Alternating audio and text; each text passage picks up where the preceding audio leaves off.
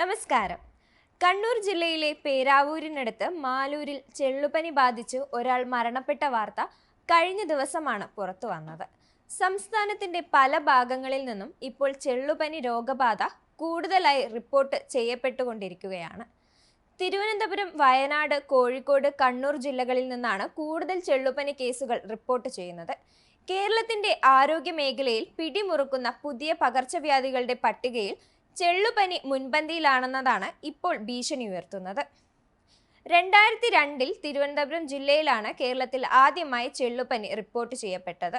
2012 39 പേർക്കായിരുന്നു ചെള്ളുപനി ബാധിച്ചതെങ്കിൽ 2021 ചെള്ളുപനി ബാധിതരായവരുടെ എണ്ണം 438 ഉയർന്നു വന്നിരുന്നു. 1000-ലധികം ചെള്ളുപനി കേസുകൾ റിപ്പോർട്ട് ചെയ്യപ്പെട്ട വർഷങ്ങളും ഇതിനിടയിൽ ഉണ്ടായിട്ടുണ്ട്. ആരോഗ്യവകുപ്പിന്റെ കണക്കനുസരിച്ച് സംസ്ഥാനത്ത് കഴിഞ്ഞ 10 വർഷത്തിനിടയിൽ ചെള്ളുപനി ബാധിച്ച് മരണപ്പെട്ടവരുടെ എണ്ണം 100-നടുത്താണ്. താരതമ്യേന കുട്ടികളിലാണ് കൂടുതൽ ചെള്ളുപനി രോഗബാധയെന്നാണ് കണക്കുകൾ നൽകുന്ന സൂചന. കാടുകളോട് ചേർന്നുള്ള ഗ്രാമപ്രദേശങ്ങളിൽ നിന്നാണ് മുൻപ് പൊതുവെ ചെള്ളുപനി റിപ്പോർട്ട് ചെയ്യപ്പെട്ടിരുന്നതെങ്കിൽ ഇന്ന് നഗരമേഖലകളിൽ നിന്നും രോഗം റിപ്പോർട്ട് ചെയ്യപ്പെടുന്നുണ്ട്. ഇത് രോഗത്തിന്റെ പകർച്ചരീതിയിൽ വന്ന മാറ്റത്തിന്റെ സൂചനയാണെന്നാണ് കരുതേണ്ടത്. അതുകൊണ്ട് തന്നെ ജാഗ്രത വേണമെന്നാണ് ഇത് ഓർമ്മിപ്പിക്കുന്നത്.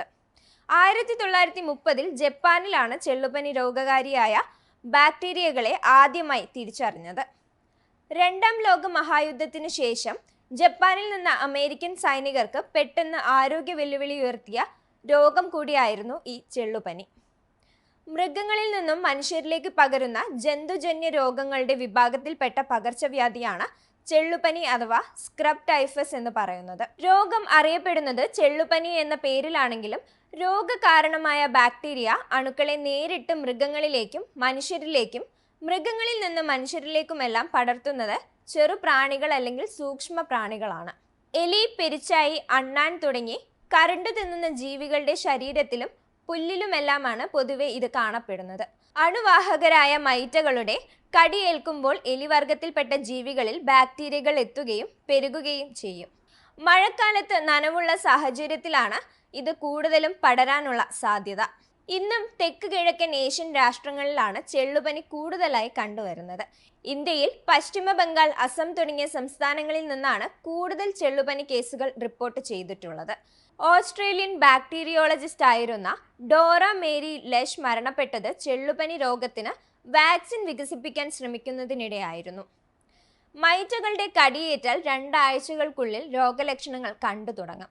മൈറ്റുകളുടെ കടിയേറ്റ ശരീരഭാഗത്ത് തുടക്കത്തിൽ ഒരു ചെറിയ ചുവന്ന തടിച്ച പാട് കാണും. പിന്നീട് സിഗരറ്റ് കൊണ്ട് പൊള്ളിച്ചതുപോലെ കറുത്ത വ്രണമായി മാറുന്നതാണ് രോഗത്തിന്റെ പ്രധാന സൂചന. എന്നാൽ രോഗം ബാധിക്കുന്ന എല്ലാവരിലും ഈ ലക്ഷണം കാണണമെന്നില്ല. വിറയലോടുകൂടിയ പനി, തലവേദന, കണ്ണു ചുവക്കൽ, കഴലവീക്കം, പേശിവേദന, വരണ്ട ചുമ എന്നിവയാണ് മറ്റ് പ്രധാന രോഗലക്ഷണങ്ങൾ. രോഗലക്ഷണങ്ങൾ മാറാതെ നിൽക്കുന്നതും മതിയായ ചികിത്സകൾ ഉറപ്പുവരുത്താതിരിക്കുന്നതും രോഗം തീവ്രമാക്കും. രോഗം ഗുരുതരമായാൽ തലച്ചോറിനെയും ഹൃദയത്തെയും ബാധിക്കുന്ന തരത്തിലുള്ള ബുദ്ധിമുട്ടുകളായിരിക്കും ഉണ്ടാവുന്നത്. ഇത് ജീവൻ തന്നെ അപകടത്തിലാക്കാൻ സാധ്യത കൂടുതലാണ്. അതുകൊണ്ട് തന്നെ വേഗത്തിലുള്ള രോഗനിർണയവും ചികിത്സയും പ്രധാനമാണ്. ഒരാഴ്ചയിൽ കൂടുതൽ നീണ്ടു നിൽക്കുന്ന പനിയാണെങ്കിൽ ചെള്ളുപനി അല്ലെന്ന് ഉറപ്പുവരുത്തേണ്ടത് അത്യാവശ്യമാണ്.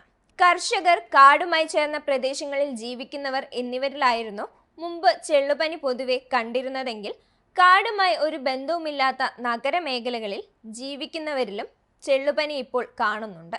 ചെള്ളുപനിയുടെ വ്യാപന രീതിയിൽ വന്നിട്ടുണ്ടായേക്കാവുന്ന മാറ്റം ഇതിന്റെ കാരണമാണ്. പുല്ലിലും കുറ്റിക്കാടുകളിലും എലികളിലുമെല്ലാം കാണുന്ന ചെള്ളുപനി ബാക്ടീരിയ വാഹകരായ ലാർവകൾ പട്ടി, പൂച്ച തുടങ്ങിയ പെട്ടെന്ന് ഇണങ്ങുന്ന മൃഗങ്ങളുടെയും മറ്റ് വളർത്തു മൃഗങ്ങളുടെയും ശരീരത്തിൽ കയറിക്കൂടി ക്രമേണ മനുഷ്യരിലെത്താനുള്ള സാധ്യത കൂടുതലാണ്. പൊതുവെ മരണനിരക്ക് കുറഞ്ഞ അസുഖമാണ് ചെള്ളുപനി. രോഗം നേരത്തെ തിരിച്ചറിഞ്ഞ് ചികിത്സിക്കാൻ കഴിഞ്ഞാൽ ചെള്ളുപനിയെ തടയാൻ സാധിക്കും.